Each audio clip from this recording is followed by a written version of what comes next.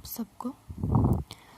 तो आज का टॉपिक जैसे कि आप सब देख सकते हैं कि हम पढ़ेंगे इंडक्शन एंड कॉम्पिटेंस के बारे में और साथ ही पढ़ेंगे इंटरेक्शन ऑफ सेल्स के बारे में। ठीक है, मेक श्योर कि ये बेसिक्स की जो है वो थर्ड वीडियो है और इससे पहले जो है मैं 2 वीडियोस जो है वो डाल चुकी हूँ। ठीक है, तो अगर आपने वो वीडियोस नहीं देखी हैं तो उन वीडियोस को देखेंगे जाके और चैनल को लाइक एंड सब्सक्राइब करना नहीं भूलेंगे ताकि मेरी कोई भी नई वीडियो जो है आप मिस ना करें। ठीक है, तो अब हम अपनी वीडियो को स्टार्ट करते हैं। तो सबसे पहले हम पढ़ेंगे इंडक्शन एंड कॉम्पिटेंस के बारे में। ठीक है, एक बेसिक सा कॉन्सेप्ट आप सब ने केमिस्ट्री में पढ़ा होगा कि जो सेल्स होते हैं हमारी बॉडी में उनके ऊपर रिसेप्टर्स प्रेजेंट होते हैं लाइक दिस। ठीक है, ये हैं आपके रिसेप्टर्स।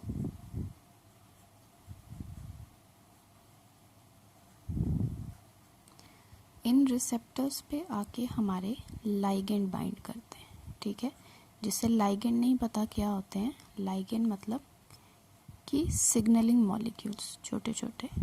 ठीक है, सिग्नलिंग मॉलिक्यूल्स। ठीक है, एक रियल लाइफ एग्जांपल अगर मैं आप सबको दूं इसी कॉन्सेप्ट से रिलेटेड, तो जैसे कि हम कोई भी मेडिसिन खाते हैं। ठीक है, मान लो हेडेक है हमें। ठीक है, तो हम जो है वो मेडिसिन खाते हैं और हमारा दर्द ठीक हो जाता है।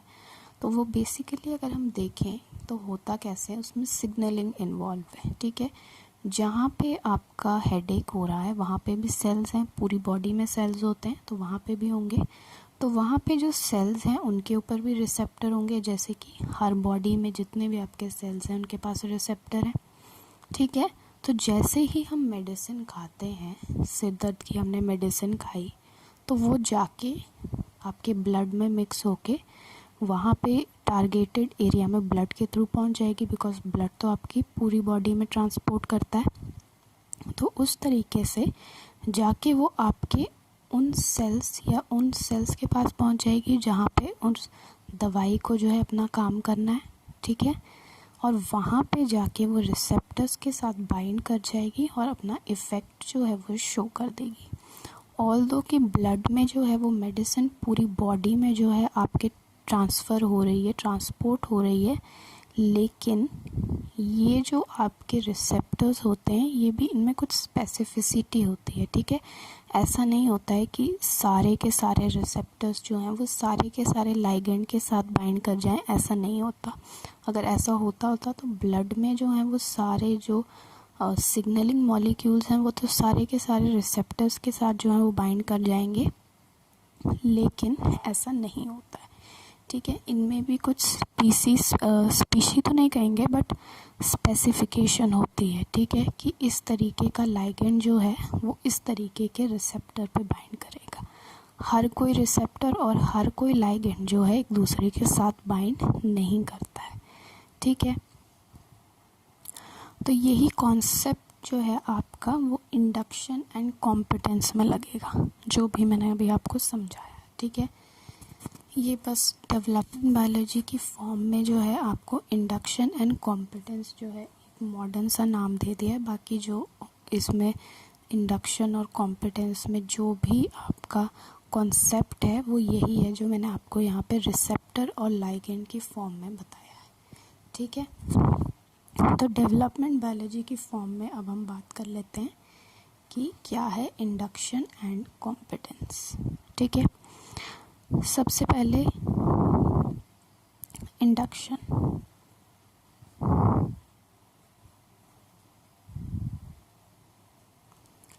ठीक है, इंडक्शन क्या होती है कि कोई भी सेल जो है वो दूसरे सेल को जो है आपके इंड्यूस कर रहा है। इंड्यूस करने का मतलब सेल को इंड्यूस कर रहा है। इंड्यूस करने का मतलब कि वो कोई सिग्नल भेज रहा है। ठीक है, सिग्नल को सेंड कर रहा है। ठीक है, तभी जो है वो दूसरा सेल जो है वो इंड्यूस होगा। ठीक है, उसे इंफॉर्मेशन मिलेगी सिग्नल के फॉर्म में, तो तभी जो है वो आपका जो दूसरा सेल है वो इंड्यूस होगा।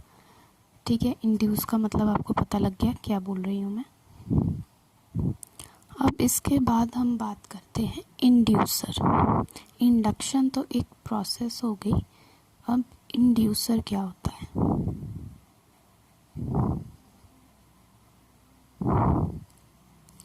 इंड्यूसर मतलब कोई भी आपका सिग्नलिंग मॉलिक्यूल के बारे में हम बात कर रहे हैं, सिग्नल के बारे में बात कर रहे हैं, ठीक है, लाइगेंड के बारे में बात कर रहे हैं, ठीक है, जो कि दूसरा जो हमारा सेल है, मान लो ये सेल है कोई, इसके ऊपर रिसेप्टर प्रेजेंट है, इसे जाके जो है हमारा ये जो सिग्नल है, ये जो लाइगेंड है, ये इंड्यूसर या जो ये इंड्यूसर है ये इससे जाके इंड्यूस करेगा। ठीक है, इंड्यूस करने का मतलब ये जाके इसे जो है अपना सिग्नलिंग मॉलिक्यूल देगा, अपना लाइगेंड देगा कि यहाँ पे वो आके कर जाएगा बाइंड और इससे बताएगा कि भाई ये इन्फॉर्मेशन लेके मैं आया हूँ और तुम्हें इसके लिए करना है रिस्पॉन्ड। ठीक है, तो ये सिंपल सी कहानी है आपकी कि इंड्यूसर इंडक्शन क्या होता है। ठीक है, थोड़ी सी और बातें अगर मैं आपको इंड्यूसर के बारे में बताऊं तो जैसे कि मैंने आपको बताया, it can be a signalling molecule, it can be a signalling molecule, या सिंपली अगर हम कहें तो it can be a ligand. ठीक है, ये इंड्यूसर्स जो होते हैं ये ऐसे सेल्स होते हैं जो कि हमें सिग्नल देते हैं। ठीक है, सेल विच प्रोड्यूस सिग्नल्स। ठीक है, और ये जो हैं ये आपके होते हैं सिक्रीटेड प्रोटीन्स। क्या होते हैं ये? Secreted proteins.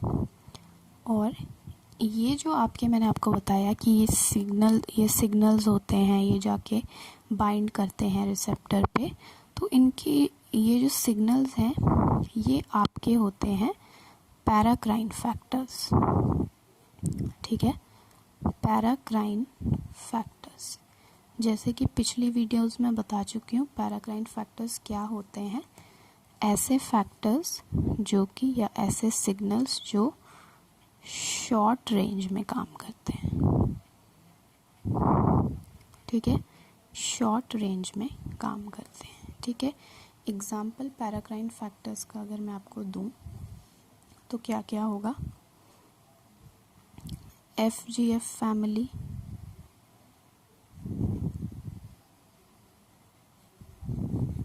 ठीक है, हेजहॉग, ठीक है, WNT, TGF beta family, super family. ठीक है, तो ये सारे एग्जाम्पल्स जो हैं आपके ये हैं पैराक्राइन फैक्टर्स के जो कि शॉर्ट रेंज में ट्रैवल करते हैं। ठीक है, अब मैं बात कर लेती हूँ, ऑल्दो आपको पता चली गया है बट फिर से एक बार बात कर लेते हैं रिस्पॉन्डर की। ठीक है, रिस्पॉन्डर कौन होता है? जो सिग्नल्स के लिए रिस्पॉन्ड कर रहा है। ठीक है, और ये एक मस्ट क्वालिटी होनी चाहिए रिस्पॉन्डर के पास कि उसके पास होना चाहिए रिसेप्टर। अगर उसके पास रिसेप्टर नहीं होगा तो वो लाइगेंड को कैप्चर नहीं कर पाएगा और रिस्पॉन्ड नहीं कर पाएगा। तो सबसे मेन जो काम है, जो फीचर आपके रिस्पॉन्डर में होना चाहिए वो ये है कि उसके ऊपर जो है रिसेप्टर होना चाहिए। ठीक है, ये आपका मेन फैक्टर जो है ये होना चाहिए। अब एक टर्म आती है यहाँ पे जो कि है कॉम्पिटेंस। ठीक है, यहाँ पे टर्म आती है एक जो कि है आपकी कॉम्पिटेंस।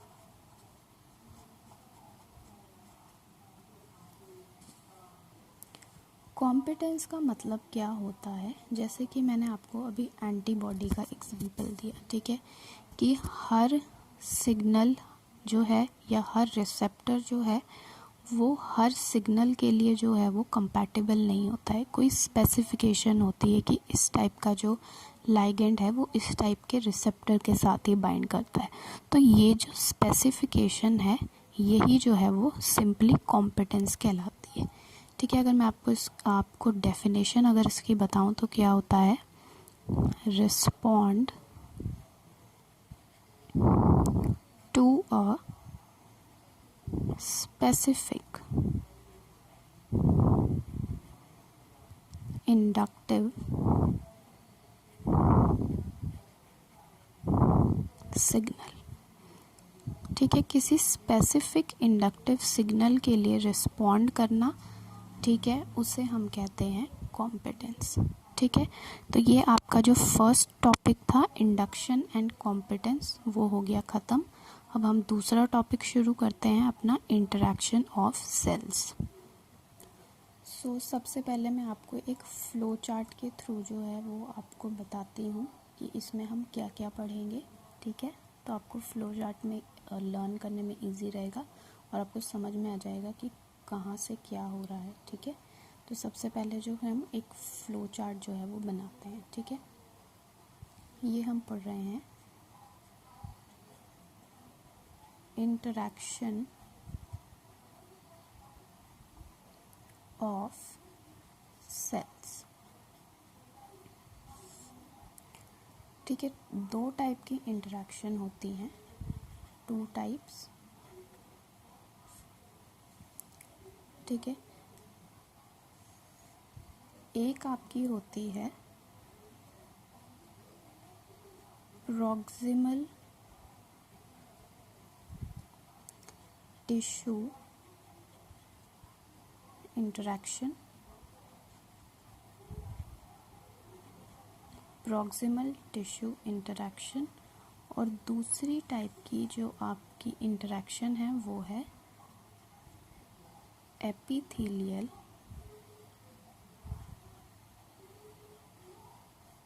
मेसेनकाइम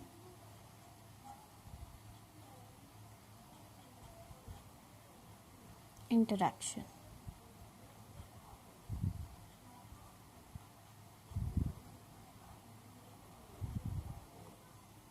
ठीक है। जो आपकी प्रॉक्सिमल टिश्यू इंटरैक्शन है इसके आगे जो है वो दो टाइप्स होते हैं, ठीक है।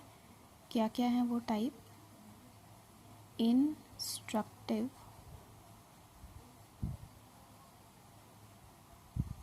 इंटरैक्शन,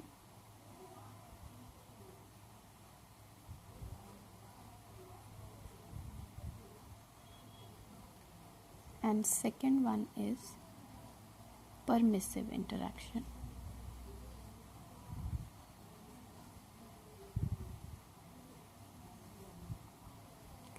और जो आपकी एपिथेलियल मेसेनकाइम है इनकी दो प्रॉपर्टीज़ हम पढ़ेंगे,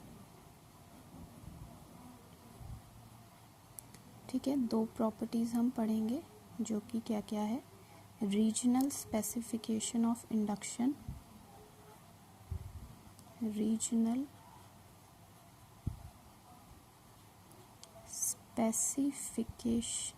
स्पेसिफिसिटी ऑफ इंडक्शन, और सेकेंड वन जो है वो है आपकी genetic specificity of induction,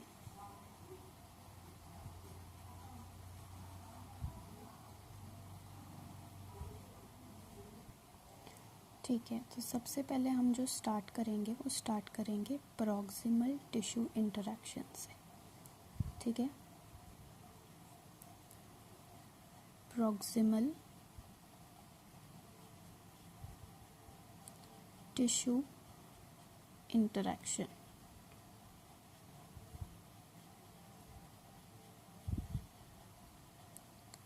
proximal word से आपने याद रखना है कि क्लोज रेंज की बात की जा रही है, ठीक है। क्लोज रेंज इंटरेक्शन की बात जो है वो की जा रही है, ठीक है। अब हम इसके टाइप्स पे आ जाते हैं, जैसे कि फर्स्ट टाइप जो है वो है इंस्ट्रक्टिव।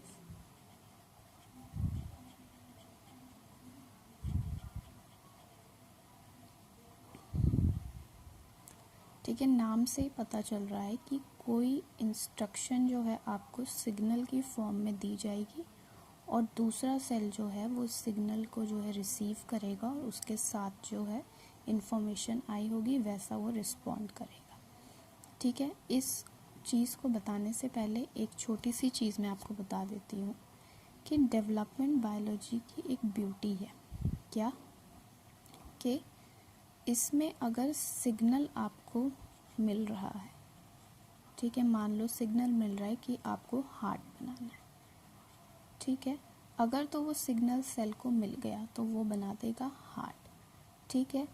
ऐसा नहीं होता है कि अगर ये वाला सिग्नल जो है वो अगर सेल को नहीं मिला तो वो कुछ भी नहीं बनाएगा, ठीक है। अगर उसे ये सिग्नल नहीं मिला तो कोई और सिग्नल वो ले लेगा, कोई और नहीं मिला तो उससे कोई और सिग्नल ले लेगा। लेकिन डेवलपमेंट बायोलॉजी में कोई भी सेल ऐसा नहीं रहता है कि जिसको जो है वो कोई वो कुछ बन ना पाए, ठीक है। सारे के सारे सेल्स डेवलपमेंट बायोलॉजी में कुछ ना कुछ जो है वो बनते हैं, ठीक है। एक सिग्नल नहीं मिलेगा तो दूसरा बन जाएंगे, कुछ दूसरा नहीं मिलेगा तो तीसरा बन जाएंगे, ऐसा नहीं होगा कि वो कुछ भी नहीं बनेंगे, ठीक है।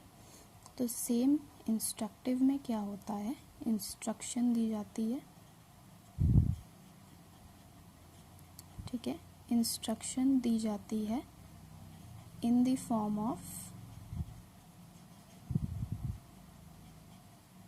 सिग्नल्स, ठीक है। जैसे कि एक एग्जांपल मैं अगर आपको दूं तो मान लो कोई ए सेल है, ठीक है, ये ए सेल है और ये बी सेल है।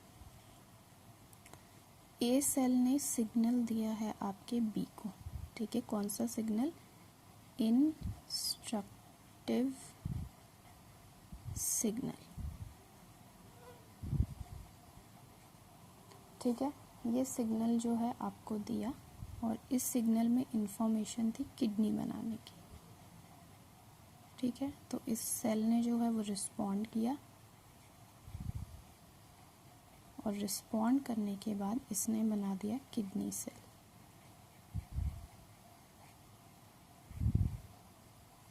ठीक है।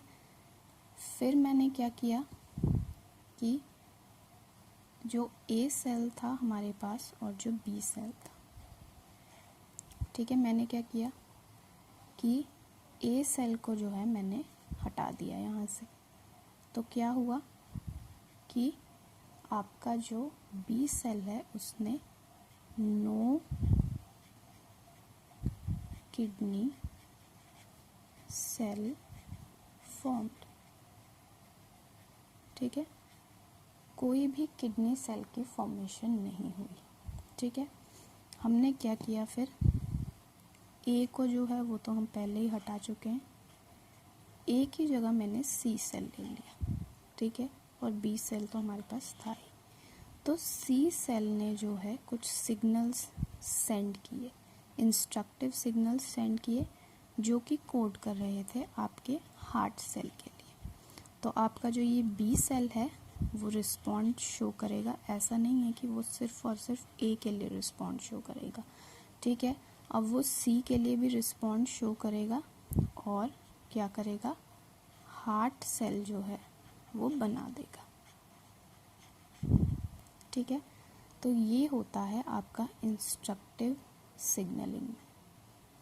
एक रियल लाइफ एग्जांपल जो है मैं आपको देती हूँ, ठीक है। एग्जांपल है आपका रियल लाइफ, ठीक है, अर्ली जीनोपस एम्ब्रियो के बारे में, ठीक है। क्या होता है कि अर्ली स्टेज में जो आपका एक्टोडर्म है,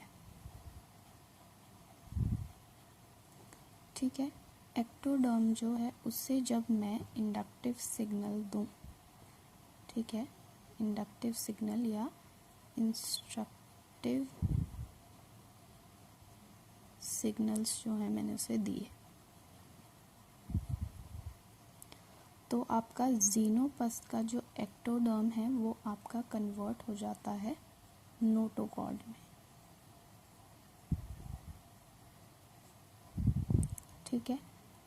और जब इसी सेम एक्टोडर्म को, ठीक है, मैं इंडक्टिव सिग्नल नहीं दूं, ठीक है, इंस्ट्रक्टिव सिग्नल नहीं दूं, इंडक्टिव सिग्नल और इंस्ट्रक्टिव सिग्नल बात एक ही है। यहाँ पे हमने जैसे आप कह सकते हैं एक टॉपिक का नाम इंस्ट्रक्टिव सिग्नल दिया है तो हम इंस्ट्रक्टिव सिग्नल बोल रहे हैं, बाकी बात एक ही है, ठीक है। तो जब मैंने यहाँ से ये इंस्ट्रक्टिव सिग्नल जो है एक्टोडर्म को नहीं दिया अर्ली स्टेज में, तो ये आपका एपिडर्मिस बन जाएगा, ठीक है। कुछ ना कुछ जो है वो सेल ज़रूर बनेगा, ऐसा नहीं है कि वो वैसे के वैसे उसी स्टेज में जो है डीजनरेट हो जाएगा, नहीं, कुछ ना कुछ वो सेल जो है वो बनेगा, ठीक है। और ये जो आपका इवेंट होता है ये एक मस्ट इवेंट है। कौन सा इवेंट? कि सिग्नल मॉलिक्यूल्स जो हैं वो इंस्ट्रक्शन दे रहे हैं किसी दूसरे सेल को, ठीक है। क्यों है ये एक must event? Because signal is necessary to gain its fate, ठीक है। अगर इंस्ट्रक्टिव सिग्नल जो है सेंड नहीं किए जाएंगे तो सेल जो है वो अपना फेट गेन नहीं कर सकेगा। फेट गेन करने का मतलब जैसे कि यहाँ पे एक्टोडर्म से नोटोकॉर्ड नहीं बन पाएगा, ठीक है। तो इस तरीके से जब भी जो सिग्नल्स होते हैं वो आपका जो सेल है दूसरा उसे फेट प्रोवाइड कर रहे होते हैं। अगर सिग्नल्स जो हैं वो नहीं दिए जाएंगे तो कोई भी सेल जो है वो कभी भी अपना फेट जो है वो गेन नहीं कर पाएगा, ठीक है। जैसे कि मैं आपको एक एग्ज़ाम्पल दूं जो मैं पहले भी काफ़ी बार दे चुकी हूँ, ठीक है। हमारे पास जैसे स्टेम सेल्स होते हैं, ठीक है, एक वो अपने जैसी फॉर्म बनाते हैं और एक वो बनाते हैं डिफरेंशिएटेड फॉर्म।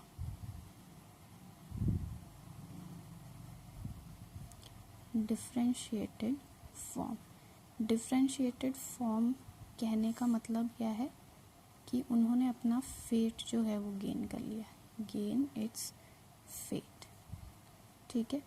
तो यही बात यहाँ पे हो रही है कि सिग्नल्स के थ्रू जब कोई सेल जो है फेट को गेन करता है तो वो एक मस्ट इवेंट होता है, ठीक है। और ये अपना जो डिफरेंशिएटेड फॉर्म जो है वो कैसे गेन कर रहा था, मैंने आपको बताया था कि नीश एरिया से ये बाहर चला जा रहा था जिसकी वजह से स्टेम सेल्स जो हैं हमारे वो डिफरेंशिएट होते हैं, ठीक है। तो ये था आपका एक एग्जांपल कि कैसे जो है सिग्नलिंग के थ्रू जो आपके सेल्स हैं वो डिफरेंशिएट होके अपना फेट गेन करते हैं, ठीक है। अब इसके बाद जो हमारा आता है वो आता है परमिसिव इंटरैक्शन।